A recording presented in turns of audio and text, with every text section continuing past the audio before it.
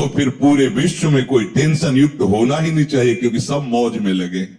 जीवों की हत्या करके उनका मांस खाना, मदिरा पीना, व्यभिचार करना, नए नए व्यभिचार करना, तो सबको मस्त होना चाहिए। अगर हमको ये दिखाई दे कि तुम्हारी बात सत्य है तो हम सुने, सब टेंशन में है। कोई भी प्रभु को साक्षी करके बोले कि भजन के बिना किसी का हृदय शांत हो गया है, तो मुझे एक भी व्यक्ति विश्व में नई महापुरुषों ने देखा है अपनी दिव्य दृष्टि से। स्वयं भगवान कह रहे हैं, भोगों को भोगने वाला अशांत होता है, वह अशांतस्य कुतः सुखम। जो अशांत है, जो आशाओं की भोगों की फांसी में बंधा हुआ, का सुखी हो सकता है। दुष्संग से किसी का भी नाश हो सकता है, कोई भी हो, कोई भी हो। ये कभी न सोचे कि दुष्संग से हमारा पतन क्या हो सकता है, किसी का भी, कभी भी।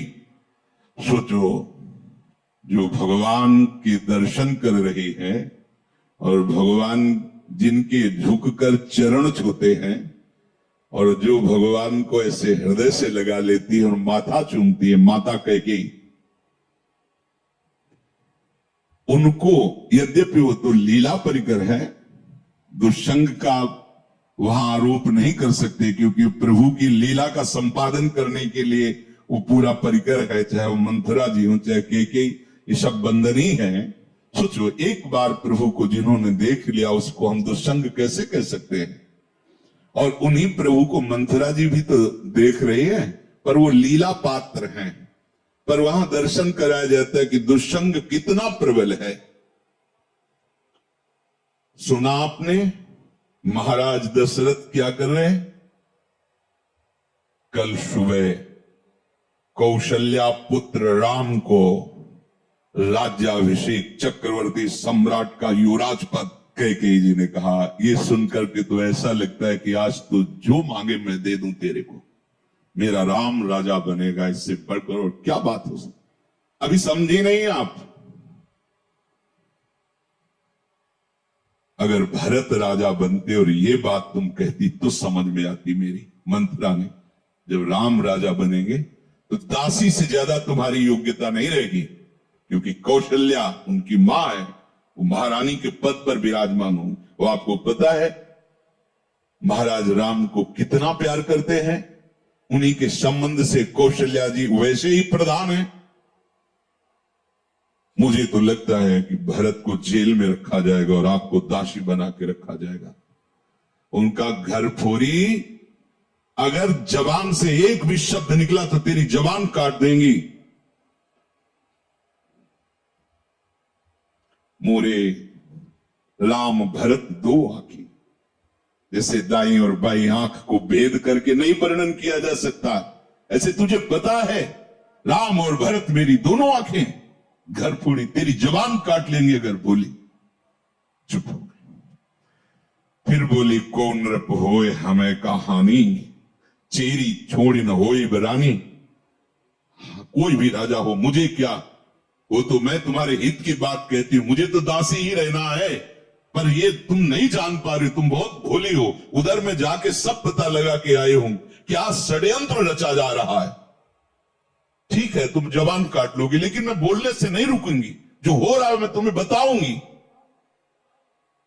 देखा, इतना प्यार, तो क्या बस बात मेरी मान लो। अगर टल गई ये बात तो फिर जीवन भर पछताओगी। सुबह राज्याभिषेक का समय है, कोप भवन में जाओ। महाराज ने वरदान देने की बात आपको कही थी, आप वरदान मांग लेना। मान लो मेरी बात। चढ़ने लगी बात और उठकर चली गई कोप भवन में। जब महाराज को पता चला, महाराज आए, तुम्हें कोप भवन में आने की क्या आवश्यकता थी? तुम तो केवल सूचना दे देती, क्या मांग है तुम्हारी? ऐसे बलवान थे महाराज दशरथ कि देवराज इंद्र सहायता के लिए बुलाते थे जब असुरों से संग्राम होता, और भगवान के पिता बनने का सौभाग्य मिला। सब बल ऐश्वर्य संपन्न महात्मा थे महाराज दशरथ जी। उनका केवल आप मीठी मीठी बातें करते रहते, अपने वचनों पर तो दृढ़ नहीं रहते।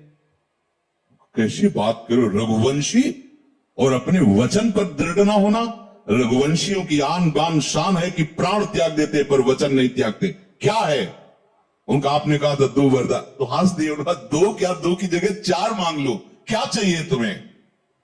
उनका सुना है सुबह राम का राज्याभिषेक होगा। हाँ, महामंगल, भगवान शिव की कृपा से ये अद्भुत सुख प्राप्त होने जा रहा है। अयोध्यावासियों को राम राजा बनेंगे।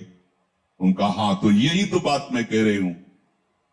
राम का 14 वर्ष का वनवास और भरत का राज सिंहासन पर, और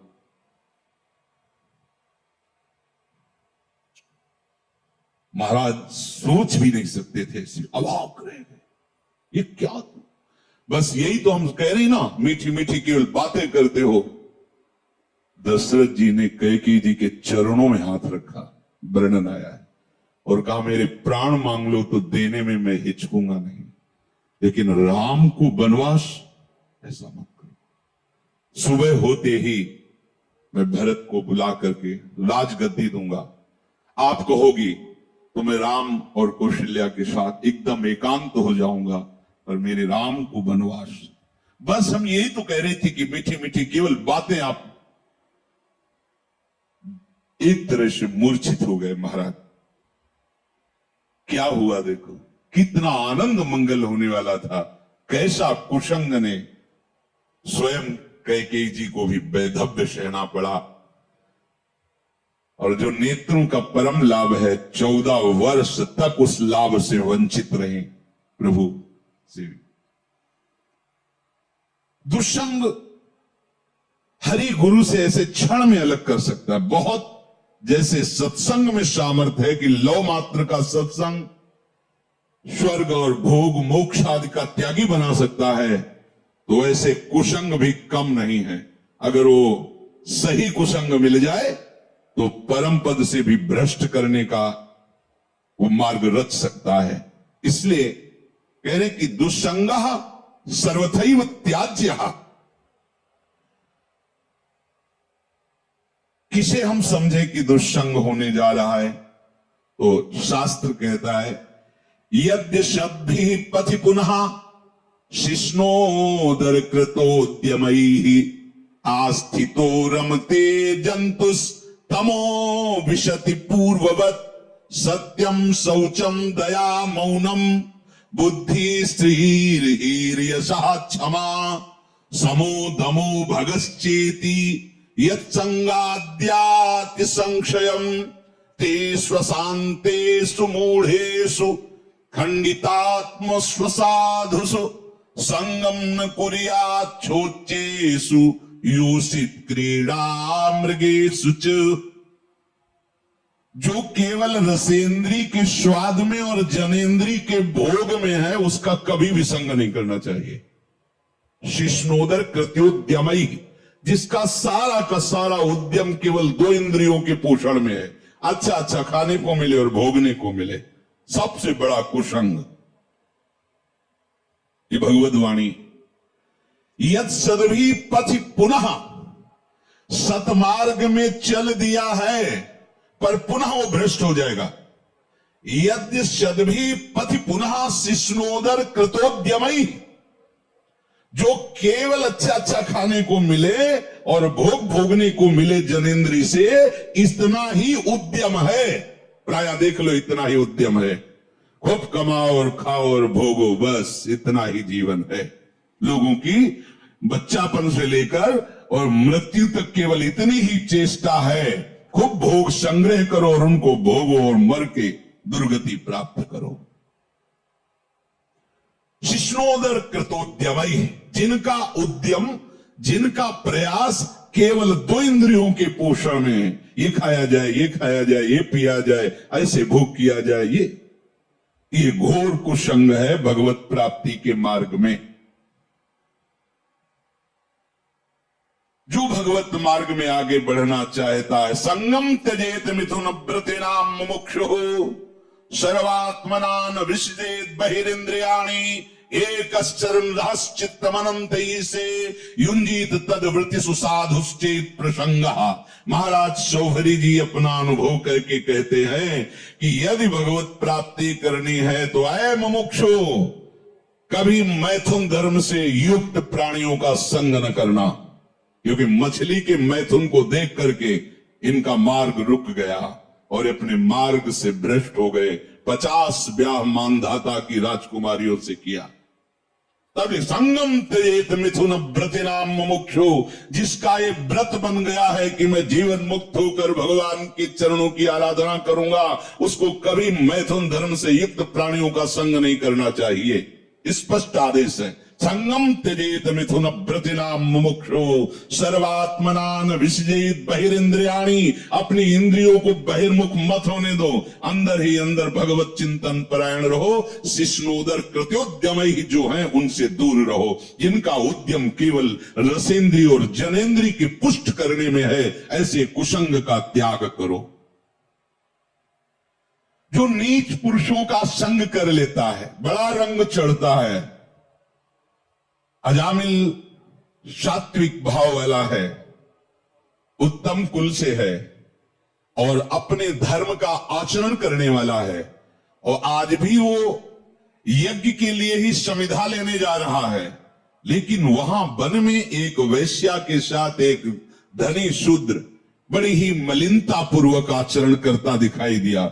बस उस हाव भाव और उस चेष्टा को देख करके ये धर्म का त्याग करके और उसी वैश्या में ऐसे आसक्त हुए, केवल भगवान नारायण नाम के प्रभाव से बच गए, नहीं तो ऐसी दुर्गति होती। यम के दूत तो आए ही थे लेने, पुत्र के बहाने से नारायण निकल गया, बात बन गई। एक दृश्य ने अजामिल को धर्म से युक्त निष्ठा वाले को परास्त करके घोर निंदनीय विषयों में फंसा दिया। एक दृश्य ने मछली की मैथुन क्रीड़ा ने महाराज शौहरी को फंसा दिया। ऐसा न समझे कि आप के ऊपर कुसंग का प्रभाव नहीं पड़ेगा। हम देखते एक चेष्टा ने वेश मंत्र मर्यादा सबका त्याग करवा दिया। कुसंग बहुत जोरदार है, अगर सत्संग जोरदार है तो कुसंग भी जोरदार है। अगर देवताओं में दैवी शक्ति है तो आसुरों में राक्षसी शक्ति है। खदेड़ देते, कभी कभी स्वर्ग से खदेड़ देते देवताओं को, तो भगवान आकर रक्षा करते हैं। ऐसे ही खदेड़ देता है दुस्संग कभी कभी सत्संगियों को, दौड़ा देता, भगा देता है। बहुत बड़ा बल है। ये दुष्ट जन ऐसी प्रेरणा देते हैं। इनके संग से ध्यान दीजिए, सत्यम शौचम दया मौनम बुद्धि श्री धीर यशा क्षमा समो दमो भगश्चेति यत् संगाद्याति संक्षयम। जहां इन दुष्ट पुरुषों का संग मिला, सत्य गया, सत्य मार्ग छूट जाएगा। ऐसा है बहुत। जैसे सत्संग की महिमा है, ऐसे दुस्संग की महिमा है।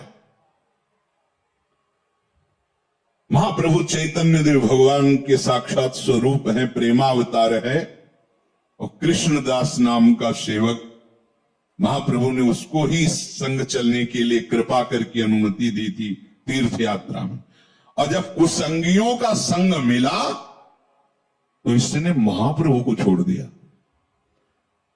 महाप्रभु ने अपने तेज बल से उसकी रक्षा की, भगवत तेज बल से, नहीं तो वो उनके पक्ष में हो गया था और वो महाप्रभु के ऊपर भी प्रहार करने तक के लिए उद्यत हो गए थे, और भगवत तेज से रक्षा की उसकी। तब समझ में आता है कि भगवान के पास से भी कुसंग घसीट सकता है। अगर कुसंगियों की बातें सुनी जाए, कुसंगियों की बात का अगर श्रवणेन्द्रिय के द्वारा हृदय में पहुंचने का अवसर मिल जाए, तो भगवान के पास से भी दूर कर सकता है। देख लो, महाप्रभु में और प्रभु में कोई अंतर नहीं, प्रभु से बढ़कर महाप्रभु है। प्रभु के होते हुए भी उनसे प्रेम नहीं हुआ, और महाप्रभु के दर्शन मात्र से श्री कृष्ण प्रेम होना, ऐसा आचार्यों ने, महापुरुषों ने गाया है।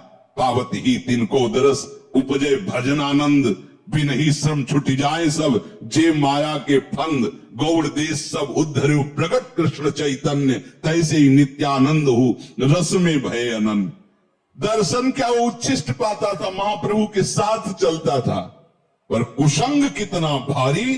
ओहो, जब भरत जी ने सुना कि मेरे प्राणाराध्य भगवान को वनवास मेरी मां के वचनों से हुआ, मेरे परम कृपालु परम प्रेमी पिता का शरीर त्याग मेरी मां के वचनों से हुआ, तो जे ही ननिहाल से आए तो दौड़ करके के मां मिलने के लिए आई, तो रोक दिया और शब्द जो बोला वो बहुत ही कठोर बोला, पापिनी आज के बाद तेरा कभी भरत मुख नहीं देखेगा। 14 वर्ष व्यतीत होने के बाद जब प्रभु पधारे तो सबसे पहले कैकेयी मां के पास गए।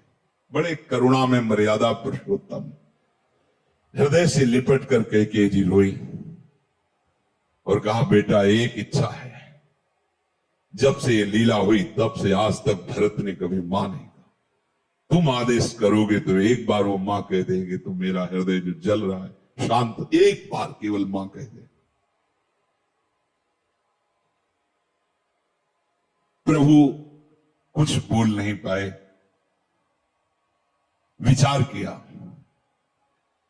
भरत जैसे महाभागवत एक बार जो निश्चय कर ले उसे टाला नहीं जा सकता, और भरत मेरी आज्ञा को नहीं टाल सकता। अब ऐसी परिस्थिति में निश्चित वो प्राण त्याग देगा। अगर हमने कहा कि कैकेयी जी को मां बोल दो तो मेरी आज्ञा उल्लंघन नहीं करेगा, और निश्चय इतना प्रबल है इसलिए दोनों बातों की रक्षा के लिए प्राण त्याग देगा। दूसरे भगवान ने कहा ही नहीं,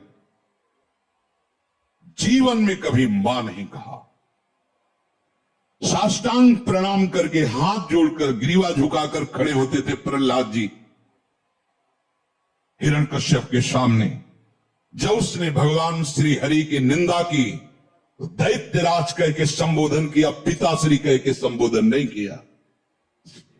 जाके प्रिय राम वेदी, कोई दुष्संग कहीं भी हो सकता है, बता रहे हैं, वृत्ति से हो सकता है, व्यक्ति से हो सकता है। तो प्रभु कह रहे हैं स्वयं, ये भगवान के वचन है कि बरु भल बास नरक करता था, दुष्ट संग जन दे विधाता। भले नरक का वास हो जाए तो अच्छा है, उससे पाप क्षीण होंगे, लेकिन दुष्ट का संग ठीक नहीं। दुष्ट का वास, दुष्ट का संग, दुष्ट से मित्रता, दुष्ट से संभाषण बिल्कुल ठीक नहीं। बरभल वास नरक करता, भले नरक में हमें वास मिले लेकिन दुष्ट का संग ना मिले। दुष्ट संग से केवल दुराचारी मनुष्यों का ही संग नहीं समझना चाहिए। अपनी इंद्रियां, अपने मन की पेशगी भी दुष्ट संग है। ये जो हमारा मन भगवत भजन के विपरीत प्रेरणा कर रहा है, ये बहुत सुंदर है, ये अच्छा है, ऐसा देख लें, वो सुन लें, वो भोग लें, ये भी दुष्ट संग है। ये इंद्रियां दुष्ट हैं, ये मन दुष्ट है, जब तक ये संतुष्ट नहीं हो जाते। और इनके संतोष होने का एक ही कारण भजन, दूसरा नहीं।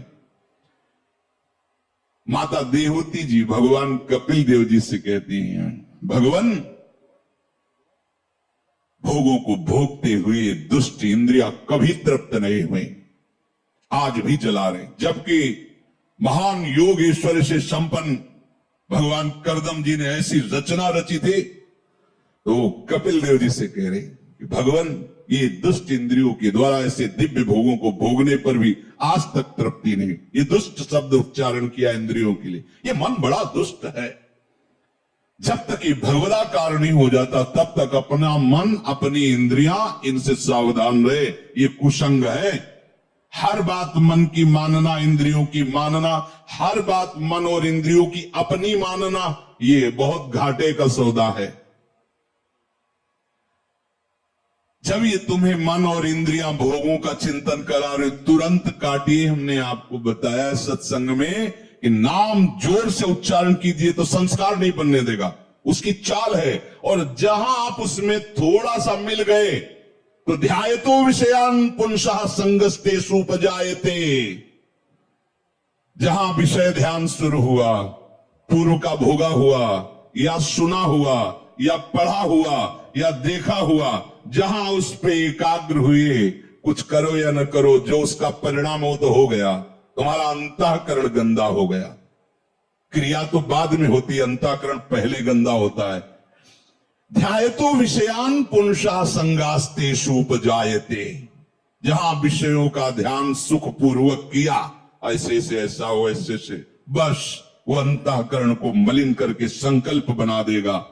और जहां संकल्प बना और संकल्प में बाधा पड़ी, प्रतिकूलता आई, तो क्रोध अपना अधिकार कर लेता है। संगात संजायते कामः, कामात् क्रोधो विजायते, क्रोधात् भवति सम्मोहा, सम्मोहात् स्मृति विभ्रमः, स्मृति भ्रंशात् बुद्धिनाशो, बुद्धिनाशात् प्रणश्यति, सर्वनाश हो गया। इसलिए कल्याण पथ पर, भगवत मार्ग पर चलने वाले उपासक को विषय चिंतन को भी दुष्ट संग समझना चाहिए। विषय चिंतन बड़ा भारी अंदर का दुष्संग है। बाहर से भाग के तो एकांत हो गए, लेकिन अंदर उसे भगाने के लिए नाम समर्थ है। नाम न छूटे तो कोई भी दुष्संग तुम्हारे ऊपर प्रभाव नहीं डाल सकता, आएगा प्रभाव नहीं डाल सकता। कोई भी दुष्चिंतन अपना संस्कार स्थापित नहीं कर सकता। इसलिए निरंतर नाम जप करते हुए दुष्संग से बचना। जब दुष्संग से बचेंगे तब आपके अंदर भजन भाव की वृत्ति से एकांत स्थान की चाह होने लगेगी। कोई मुझसे मिले ना, कोई बात ना करे, बस चुपचाप निरंतर नाम चल रहा है, वाणी चल रही है। स्वाध्याय अत्यंत आवश्यक है। अगर आप थोड़ा भी हिंदी पढ़ लेते हो तो आपको स्वाध्याय जरूर करना चाहिए। आस्तिकता की आधारशिलाएं, साधक में साधुता, प्रेम दर्शन, श्रीमद् भागवत, श्रीमद् भगवत गीता जी। बिल्कुल संप्रदायवाद की बात मत करो, सीधे जैसा कहें वैसा चलो। इन वाणियों के पढ़ने से तुम्हें समझ में आएगा कि परमार्थ किसे कहते हैं। ये बहुत ऊंची बात है, प्रेम की बातें प्रेम की ऊंची ऊंची करते हैं, और बस स्थिति कहां है अपने अपने हृदय की देख लो। हमें स्थिति चाहिए, बातें नहीं। बातों से पेट नहीं बढ़ता, बातों से प्रीति नहीं होती, स्थिति चाहिए। जब तक आप सिद्धांत को नहीं समझोगे तब तक बातें ऊंचे सहचरी भाव की, गोपी भाव की, सखा भाव की, और स्थिति नहीं है एक साधारण धर्म की। जो व्यभिचारी है, जो मनमुखी है, जो स्वेच्छाचारी, वो कौन से भाव में बैठा है? देह भाव में। देह भाव का तो पूरे संसार में ही प्रचार प्रसार हो रहा है। देह भाव ही तो दुर्गति का कारण है। अब उसके उपासक के हृदय में जो दुस्संग से सर्वथा बच रहा है, भीतर और बाहर से, तो विविक्त स्थानम सेवते। जैसे आप यहां बैठे हो, आप एकांत में हो, एक के सिवा कोई चर्चा नहीं, एक के सिवा कोई गान नहीं, एक के सिवा कोई सेवा नहीं, एक के सिवा कोई वार्ता नहीं, उसे एकांत कहते हैं। एकांत का मतलब किसी कमरे में या गुफा में बैठ जाना नहीं। अगर वहां है और दुस्संग निवृत्ति का तुमने उपाय नहीं जाना तो वही दुस्संग हो जाएगा। अंदर से ही दुस्संग अकेला बैठे बैठे अपने आप को फंसा देगा। और इतनी सभा बैठी, इस समय सब कहां हो? केवल सत्य में हो। सत्य ही वो एक है, और उसी एक में स्थित रहना एकांत कहते हैं। एक के बाद और कोई स्मृति ना ना, उसे एकांत कहते हैं। और एक ही वो परमात्मा है। एको हम बहुश्यामा, वही बहुत रूपों में, यही जान जाना, संसार से मुक्त हो जाना है।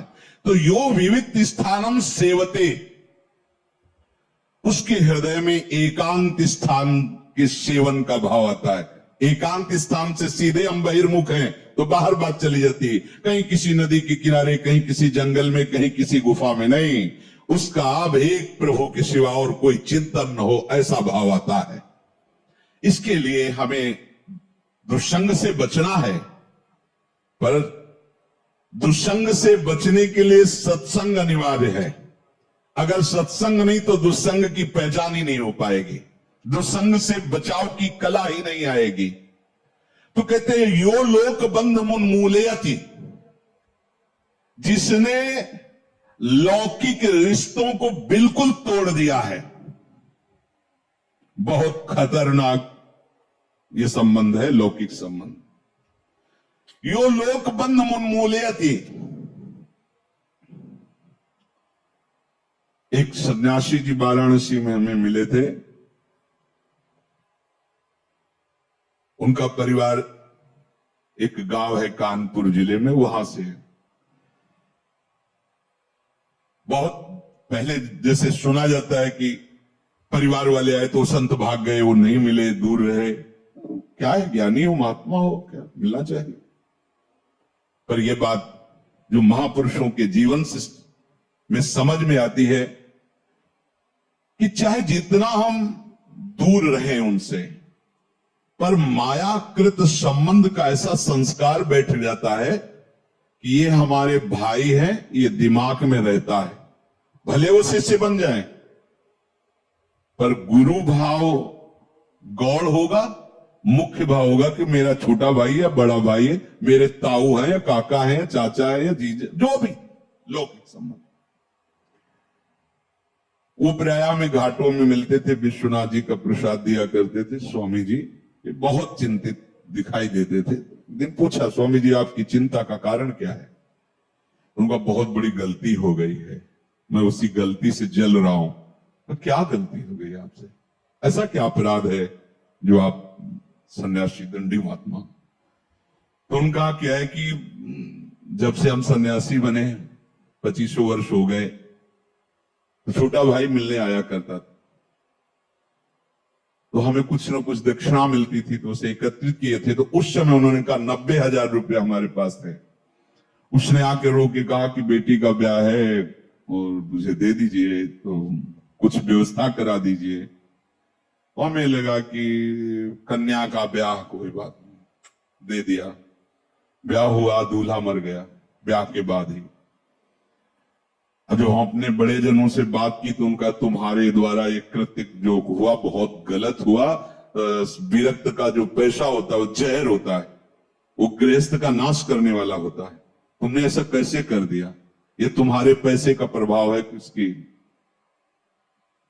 बोले तब से मैं जल रहा हूं, अब इसका क्या उपाय हो सकता है? मेरे द्वारा बहुत बड़ी गलती हो गई।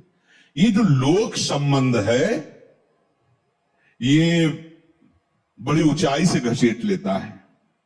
भजन के लिए कोई भी भजन करो। पुराने गंगा किनारे आश्रमों में जो संत जन रहते हैं, हमने देखा कि उनके जब घर के लोग मिलने के लिए आते तो ऐसे बाहर आकर के बुरगुज होते हैं ना, गंगा के किनारे से घाट के जो ऐसे चबूतरा, उनमें बैठ जाते ऐसे और कहते कि देखो भाई, हमारे यहाँ कुटिया का गुड़ भी मत खाना, क्योंकि गांव में गुड़ ही आदि ही रहता। गुड़ भी मत खाना, जो लाए हो पाना हो, गंगा जल पीना, चले जाना। यहां आश्रम का एक भी वस्तु स्वीकार मत करना, तभी तुम्हारा मंगल होगा। उन महापुरुषों ने जो अनुभव किया उसे अपने लोगों को धारण करना है। यो लोक बंध उन्मूलयति। अहेतु की कृपा हुई, हम भगवत मार्ग में चले, और अगर चूक गए तो फिर बहुत गड़बड़ हो जाएगा। ये बहुत दूरी से घसीटते हैं परिवार वाले। हाँ, यदि आप हमें अपना मानते हो तो हमारे प्रभु को अपना मानकर बैरागी बनकर भजन कीजिए, भजन मार्ग में चलिए।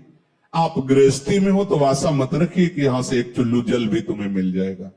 अगर संबंध में मिठास रही तो गिरा देंगे, पक्का समझो।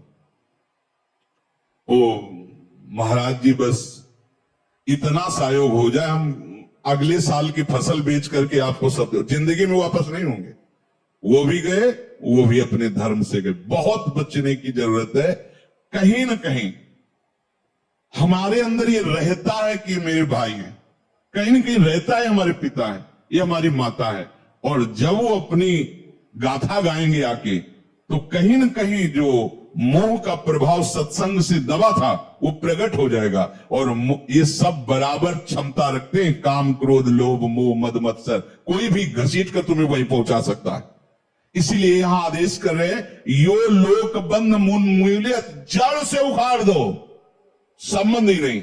जैसे औरों को देखने से हमें उतना, प्रभु की बड़ी कृपा, वृंदावन धाम आए, राधा नाम जपो, वो सुपना। अगर ये कि ये मेरे और विशेष तो भगवत संबंधी होना चाहिए। नाते नेह राम के मनियत सुहृद सुसेव्य जहां लो। अगर शरीर संबंध विशेष है तो अभी तुम शरीराभिमानी हो, विशेष तुम्हारे लिए वही हो गया। अगर भगवत भाव में हो तो भगवत भक्त विशेष होगा, ना कि शरीर संबंध विशेष होगा। ये अंदर देखने की बातें हैं, बाहर की नहीं। जो लौकिक समस्त बंधनों को जड़ से उखाड़ के फेंक देता है, इसमें लिखा है मुन्मूलयति, जड़ से उखाड़ फेंकना, कोई संबंध नहीं।